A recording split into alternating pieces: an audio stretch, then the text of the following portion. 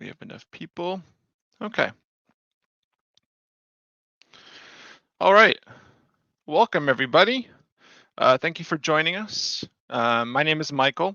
I'm going to be the host for this webinar today. So for those who haven't interacted with me yet or haven't seen any of my webinars, I'm a cloud solutions architect for MassDriver. MassDriver is a single pane of glass for managing infrastructure and services from design through day two operations by enabling developer self-service. During the webinar today, I'm going to have some members from my team who are going to be in the chat answering any and all questions. Okay, so today we're going to be talking about observability in Kubernetes, specifically using Prometheus and Grafana. So we're going to talk about like what observability is in Kubernetes, what it really means to have observability into your Kubernetes cluster. We'll set up Prometheus on a blank Kubernetes cluster that's going to be up and running for monitoring. And then we're going to be talking about some more of the critical metrics to track, such as CPU or memory. And then we'll close the webinar by using Grafana to create a custom dashboard to monitor some of these metrics. So before we dive in, let's go ahead and talk about some of the terminology that I'll be using in today's webinar. And then those two pieces of terminology is going to be Prometheus and Grafana. So if you haven't heard of either of these services before, Prometheus is an open source tool for monitoring, alerting, collecting, and organizing metrics as time series data. It features a powerful query language called PromQL and a scalable architecture, making it ideal for monitoring complex systems. Grafana is an open source platform for data visualization and analysis, allowing users to create interactive dashboards to track metrics, logs, and traces. It supports a wide range of data sources and provides extensive customization options for comprehensive monitoring and reporting. Okay, so observability, let's talk about this for a minute, just so we get some of the fundamentals down. Observability is more than just monitoring metrics like CPU or memory usage. While those metrics are still important, they don't exactly paint the whole picture for what could be going wrong in your environment. The best place ability, which are logs, metrics, and tracing. When we build out a logging solution, we want to gather information and log events as they happen. This helps us troubleshoot issues. We want metrics because metrics allow us to measure performance data. There are four key metrics that we want to track in any system, and they're known as Google's four golden signals. They're latency, traffic, errors, and saturation. Latency tracks the time it takes to service a request. Traffic is a high-level measurement of overall demand. Errors represent the rate at which requests fail, and saturation is a measurement of resource usage as a fraction of the whole, typically focused on constrained resources. Now, what that means is, let's say you're typically utilizing 60% of your CPU or your memory within your application, and everything works with that percentage of utilization. But you need to know how your system is going to react to using 80% or 40%. Are you going to experience any issues by changing the fraction of your utilization? So that's what saturation is referring to is let's find out how our system reacts to changing the fractional usage of our environment. And then last but not least is tracing. Tracing logs end-to-end request performance, meaning you can gain insight to the flow of your application and how that's working. So without further ado, let's go ahead and jump into a Kubernetes cluster. So I'll go ahead and share my terminal here. Add this to the stage. Okay. Let me go ahead and move this over. So now that we have the basics down, let's go ahead and set up Prometheus on a brand new Kubernetes cluster. I have a fresh instance of Minikube configured that we can play around with today. So the first thing that I want to do is set an alias for Minikube kubectl, just so I don't have to keep typing that with every command. So I'm just going to do alias mkk, it's just so we're on the same page, Minikube kubectl dash dash. Okay, so if I do mkk get pods dash a, we're going to see that I just have some basic kube system pods set up. Nothing else is within my cluster. Let's go ahead and install the kube Prometheus stack. I'm going to link the GitHub repo for this kube Prometheus stack here in the chat. And what this kube Prometheus stack is going to allow us to do is download and install more than just Prometheus onto our cluster, but also other services such as Grafana and Alert Manager. It's an all-in-one package. And the command I'm going to run to add this in, and I might already have, let's see, Helm repo list. Yeah, so let me do Helm repo remove. I'll just remove this real quick. And Helm repo list. Great. So let's go ahead and add this particular repo into our Kubernetes cluster. And it's been added as a repo. And if I do Helm repo update, we'll just go ahead and make sure that we have the newest version of that chart. Perfect. Now we can install. So we're going to do Helm install Prometheus, namespace Prometheus, create namespace, and I'll walk through what this command is doing after I've typed it out. Prometheus community / kube Prometheus stack. So what we're doing here, if you're not familiar with Helm, is we're using Helm to install a release. So we're saying Helm install, we're naming this release Prometheus. We're then specifying to install this release into a namespace within our cluster called Prometheus. And then we're also adding the flag to create the namespace if the namespace does not exist, which it does not. And then we're specifying within the Prometheus community, we want to use the kube Prometheus stack Helm chart. And then we'll go ahead and hit enter, and then that'll go through the installation process. So like I said, the kube Prometheus stack is a collection of Kubernetes manifests, Grafana dashboards, and Prometheus rules, Alert Manager, combined with documentation and scripts to provide an easy way to operate end-to-end Kubernetes cluster monitoring. So we're just going to wait for this to come up. Oh, that disappeared. Sorry about that.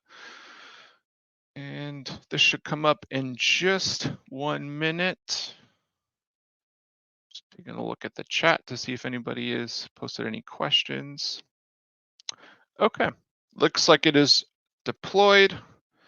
So now if I do mkk get pods namespace Prometheus watch, I should be able to see each of these pods going through the process of coming up. Now, while we wait for these to come up, I did want to mention just off to the side that we do have a Massdriver community Slack available for anyone to join. I'll go ahead and post a link to the chat. That terminal will hide for a second while I post this link. So the community Slack is a growing community of engineers, developers, and enthusiasts who want to share their knowledge and experience of Massdriver with other customers and things like that, discussing Massdriver best practices, platform engineering. So that's a great community if you're interested in that. And our pods should be almost up here. I think we're waiting for 1 to 2 more. And then we'll just check it without the watch. So we have 2 more pods waiting.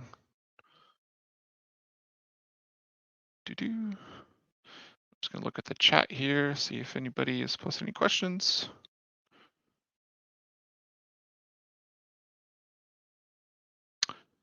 And then we have, looks like one more pod that we're waiting. There we go. That should be all of them. Excellent. So now that all of our pods are up, we can find out what services are deployed with this Prometheus stack by doing mkk get service namespace Prometheus. Service, I spelled Prometheus wrong. Prometheus. There we go. So as we can see, we have Alert Manager, Grafana, we have some Prometheus kube operators, and then we have the node exporter. So this is everything that we need, sort of like an all-in-one solution for monitoring these complex systems. To access Prometheus, what we want to do is access the Prometheus operated service, which we can find right here. And I can do that by port forwarding to that service. I can do mkk port forward namespace Prometheus, and then I want to do service Prometheus operated, and then I'm just going to map port 9090 to 9090. Oops, I spelled Prometheus wrong again. Prometheus. There we go. So now let me go ahead and share a screen here.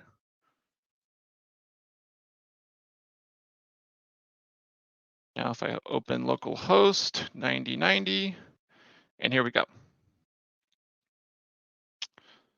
So I have this browser set up. I'm accessing Prometheus from my cluster. Prometheus deploys with default rules and alerts. If I click through the alerts, I can even select the inactive ones. These are all the alerts that deploy with the Prometheus stack. Now, I can make changes to these alerts and rules as I see fit for my application and to meet whatever requirements I have. Clicking on this alerts window, like I said, shows you all these alerts that come configured with the cluster. And most importantly, if I remove the inactive ones, I can see which ones are firing. Like for example, this watchdog one. Expanding this fired alert shows me a lot of additional information, such as, the severity of that particular alert. If I expand this other one, we have other severity types like warning and critical, things like that. I can get more information about exactly what's going on when the alert was fired. And then when it resolves, it can give me information about that resolution as well. Now I can click on the graph button here, and then we're gonna see that I can just add in an expression to find out what's going on for a particular metric. So if I type in node CPU seconds total, for example, and I execute, we're gonna see a lot of tabled results here about CPU seconds being used. I can switch over to the graph tab, and then I can shorten my time to the last 15 or even 5 minutes to find out what these metrics are doing represented in a graph format. Okay, so let's say I don't know the exact expression that I want to find, but there's an alert that contains that expression. If I do kube scheduler down, for example, I can click on that particular expression, and I'm going to see, a graph or a table representation. That may not be the best one. Let me go ahead and switch to target down, for example. Now we're seeing some more data coming in through the table. I can switch to graph format, shorten the time span, and we're going to see a better representation of what's going on with that particular metric. And you can see that I can customize my expressions however I need to get the data that I want from the alerts and rules that are configured. All right, so we took a look at Prometheus. I do want to take a look at Alert Manager real quick. I haven't mentioned this really in the objectives just because it comes with this Prometheus stack, but Alert Manager is a really nice dashboard to be able to check out. It has some cool tools. So let's go ahead and switch back over to my terminal, if I can find it. We'll add this to the stage. So viewing the alert manager dashboard, if I do mkk get service namespace Prometheus, we can see that I have the alert manager operated service. So I can do the same thing with port forwarding here. I can do mkk port forward namespace Prometheus service/alert manager operated, and then we can map this to port 9093, which is what it's on, 93. And now we're port forwarding that. So I'll go ahead and switch back over to my window here. If I can find it, Prometheus, add this in.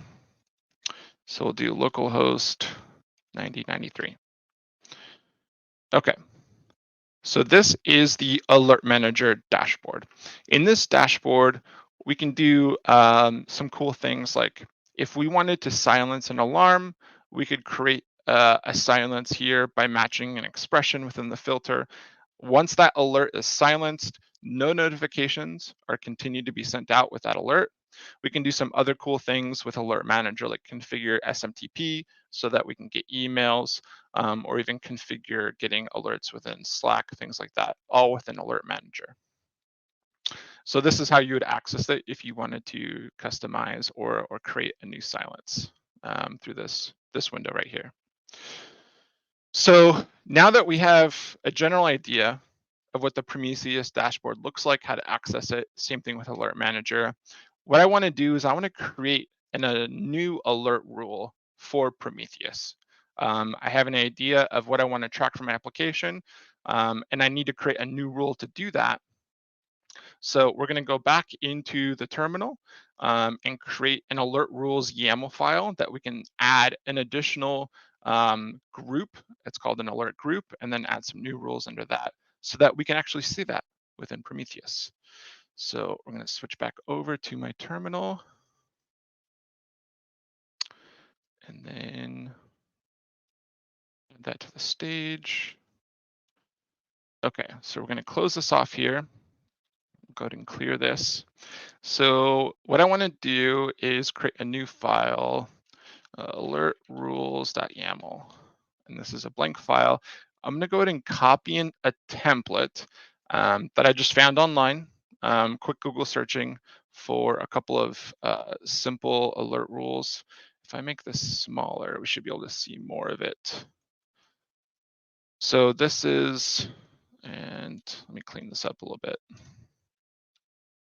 I don't know why it formatted like this.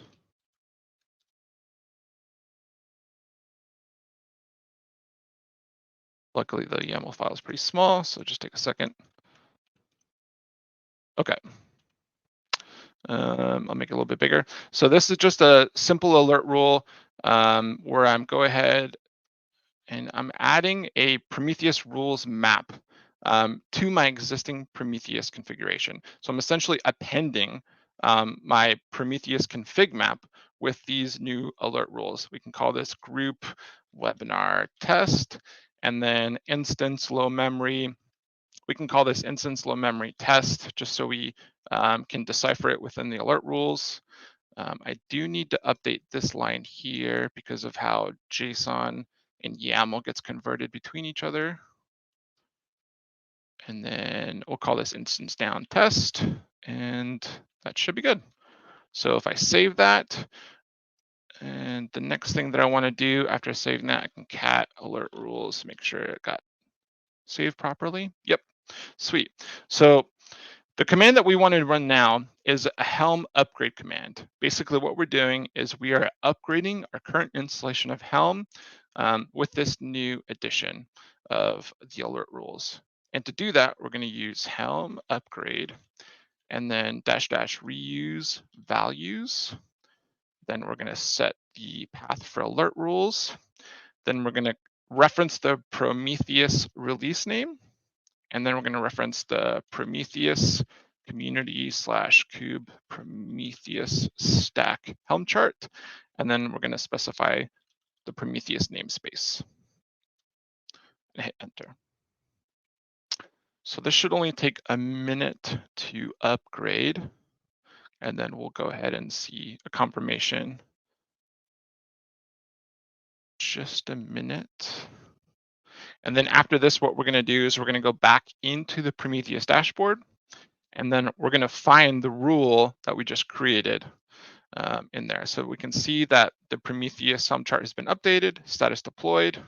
So now if I port forward that Prometheus dashboard again, we should see it come through. Port forward, namespace, Prometheus, service Prometheus, operated 990. Okay, so if I open up and switch my screen here, quick question, will there be a recording available anywhere? Yes, so we are saving a recording of this webinar on our YouTube channel. Basically a few minutes after the webinar ends, it'll be uploaded to our YouTube channel. I believe a recording is also going to be stored within LinkedIn too, if you're following within LinkedIn. So either one of those options, the entire recording for the webinar is going to be available to watch.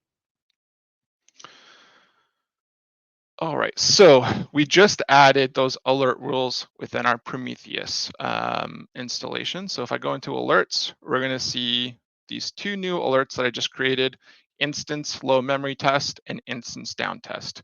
So I've gone ahead and I've created these alert rules with the expressions needed to represent what those triggers are gonna be if those alerts end up firing. You can see there's a lot of metadata that came in by creating those alert rules, and they're instantly available to start determining if I have issues or not. So now that those two alert rules are added in Prometheus, we've installed and taken a tour through Prometheus, we're ready to move on to Grafana.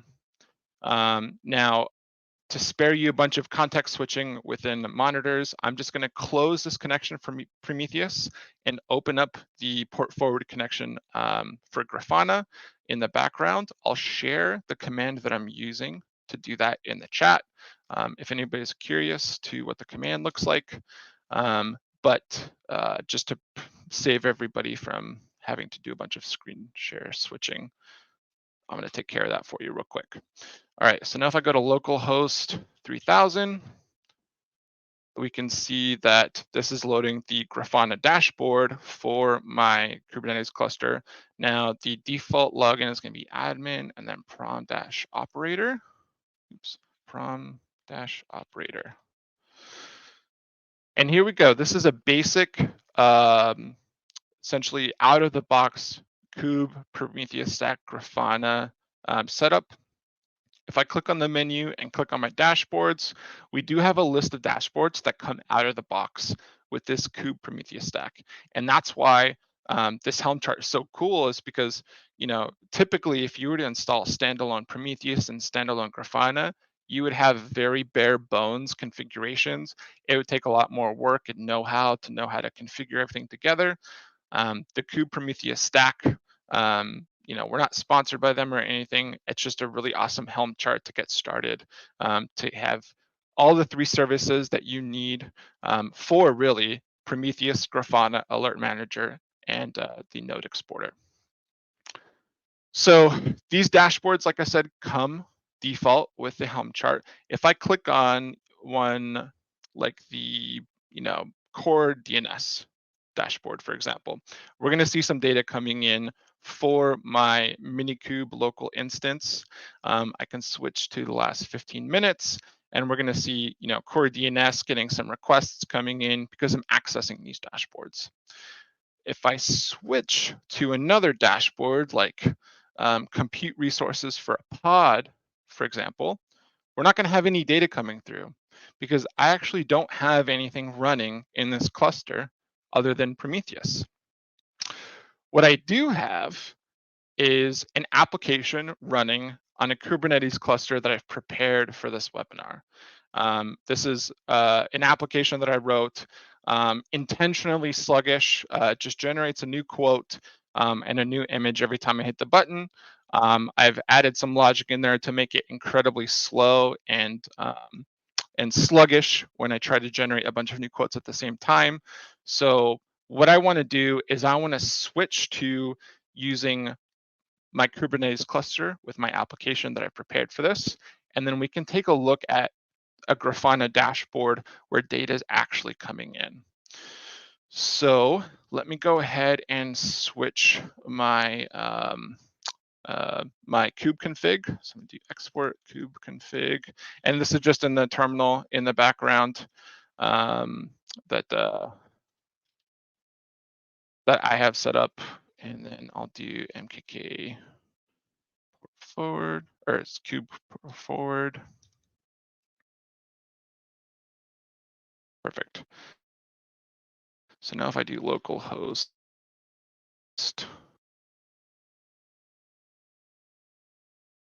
there we go, localhost 3000. Okay, so now we are accessing a Grafana dashboard where I have my running application. So if I log in, it's going to be admin, and then I set Grafana as the password. And then now we're accessing a dashboard where I have an application and data is going to be coming in. If I switch over to like core DNS dashboards, we're going to have a lot more data with a lot more quests coming in. In fact, if I switch this back to the last 5 minutes, and then if I switch to my app and I just click a bunch on my application, get a lot of requests sent through, I may even cause my application to crash. We'll check back on this dashboard in just a minute, but we're going to see all of their responses and all of their request metrics spike up. So while this is spiking up, we're also going to go through this process of creating a new bit dashboard. Now, there are resources out there where you can add existing dashboards that other users have created, and I'm going to touch on that towards the end of this process. But I do want to take you through creating a blank dashboard to be able to understand what the process looks like for setting up custom types of metrics and stuff like that that you need to see specific to your application. Because that's an important feature within Grafana is being able to customize the metrics and the traces and the logging and stuff like that that you need to see for your specific application. So I'm going to go ahead and set that up. We can see everything is starting to spike with all of those requests. And we're going to let that run in the background for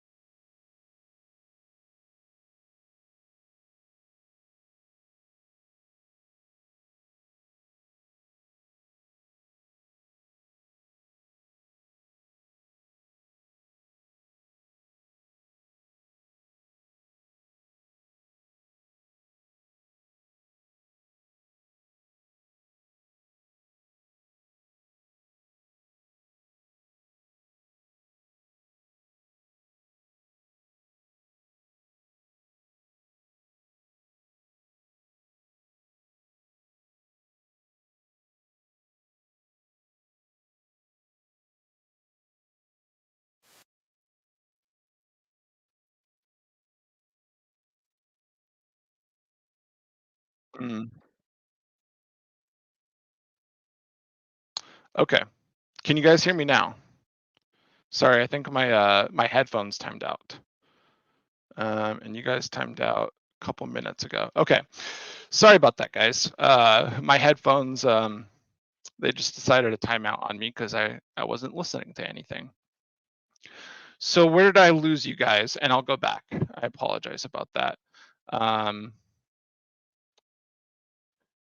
was it in the customization of the panel configuration? And I can backtrack into that.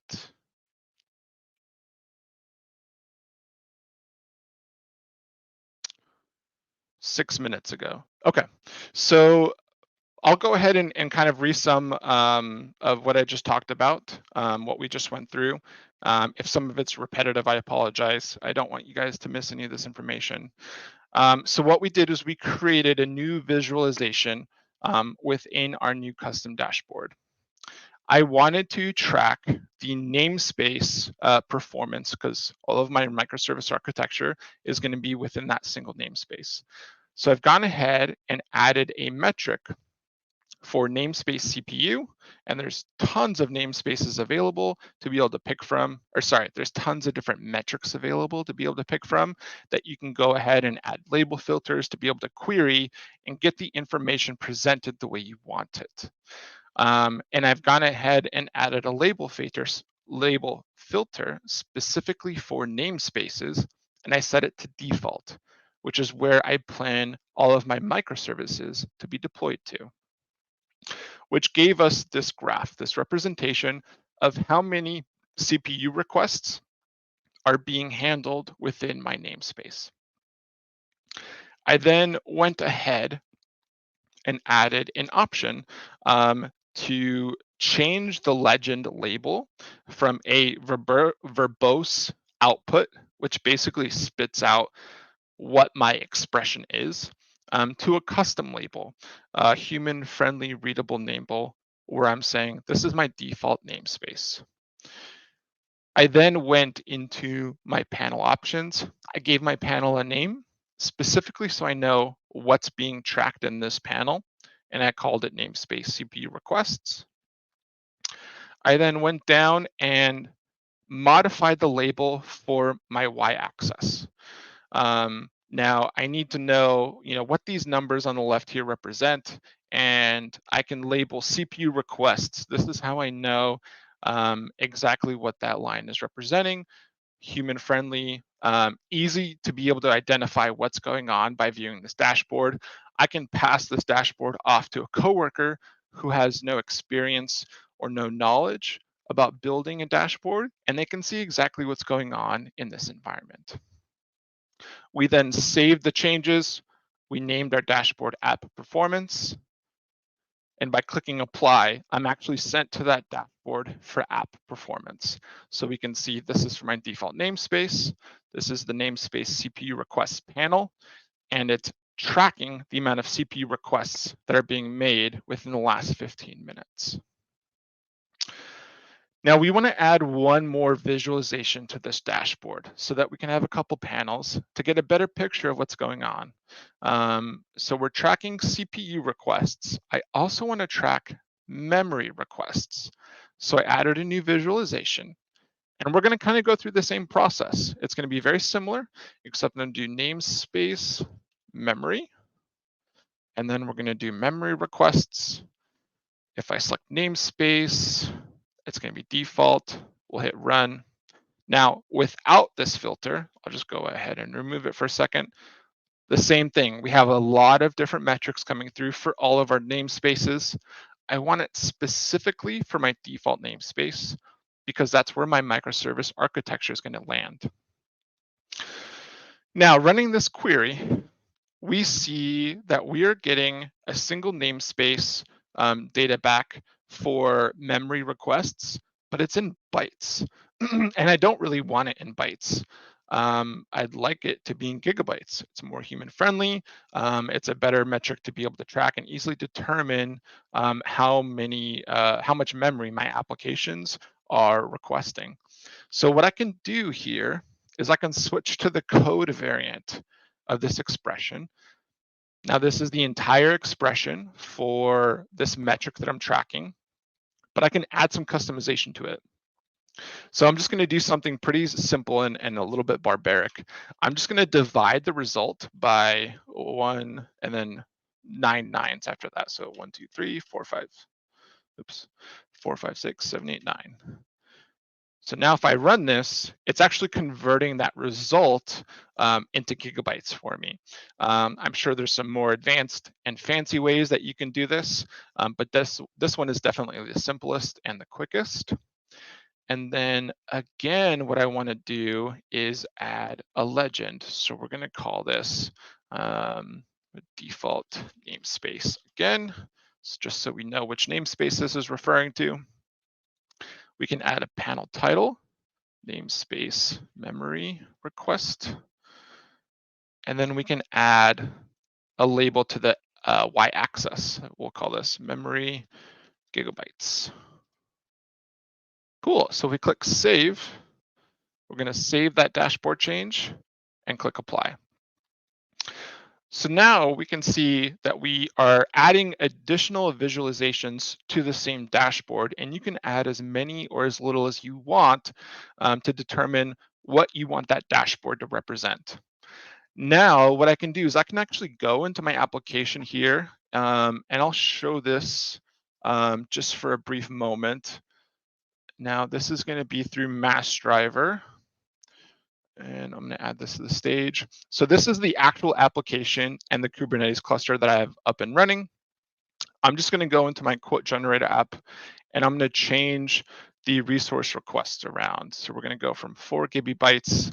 We'll do 5.5, or I'll just do 6 gigabytes. And then I'll just deploy these changes.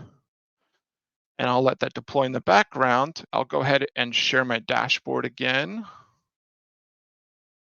for app performance and add this to the stage. Now, when the deployment of that application takes place, which should happen in any minute, we're actually going to see this graph change because we're only tracking for the last 15 minutes. So that should just take a minute to go through. Now, if you want to skip the hassle, I'll talk about this while we're waiting for this application change to take place. If you want to skip the hassle of creating a dashboard, because creating a rich, fancy dashboard can seem kind of daunting, it can take a lot of time. There's a learning curve with it. Obviously, there are a lot more advanced expressions that we can do with PromQL, which is Prometheus querying language. We can make some super cool dashboards if you are well versed in that. Many of those super cool and rich dashboards actually exist on Grafana's dashboard marketplace. I'll go ahead and link that to the chat here. In case anybody's interested in checking that out. There's some really cool dashboards in there. You can filter by data source. So whether you're using Prometheus or Graphite or whatever your monitoring tool is, you can filter specifically for those tools and then find all the dashboards that you can run with those monitoring tools. Looks like my application is still trying to run. Oh, there it goes. I think it was sitting in queue, those changes. So now my application is starting to run. And while that's running, I'll go ahead and poke a little bit around Grafana while we're waiting for this metric to update. So we can do some other cool things with Grafana. We can set up alerting if we wanted to, custom alert rules, things like that. I'm not going to dive too deep into that just because we're waiting on the dashboard to update, but there's a lot of different connections that you can actually set up with Grafana that is outside of Prometheus. And yeah, like Lou mentioned, I'll even voice this on the call. If anybody's in the Los Angeles area or the Santa Monica area, we are hosting this outings and outages at Jameson's Pub tonight. If anybody's interested, Lou sent the link in the chat. It's just a gathering that we're doing. Should be a lot of fun, and we're going to keep hosting these gatherings. So yeah, there's a lot of different monitoring and metrics that we have available, data sources within Grafana to be able to pull from as long as we have them installed in our Kubernetes cluster. This is what makes Grafana so powerful and honestly kind of intimidating to set up in the first place. But it's important to have this type of tooling within our system so we can monitor health. All right, so let's go back into the app performance dashboard. And now we can see the results of our change. We had a spike of memory and CPU requests because of that change, and then it kind of leveled out. We set the CPU to 2.5. We set the memory to 6 gigabytes. All of that is being reflected within our dashboard. All right, so let me go ahead and switch back to this, and we can go through a recap. Okay, so yeah, to recap, we talked about what observability in Kubernetes really means. We set up Prometheus on a running Kubernetes cluster. We briefly spoke about some of the more critical metrics to track, such as CPU, memory, and Google's golden signals. And then we finished up by using Grafana to create a dashboard to monitor some basic metrics. So this actually concludes our webinar. So thank you so much for joining us today. I'll be sticking around to answer any questions. If you guys are interested in learning more about MassDriver, please reach out to me with any of those resources, or you can check out massdriver.cloud.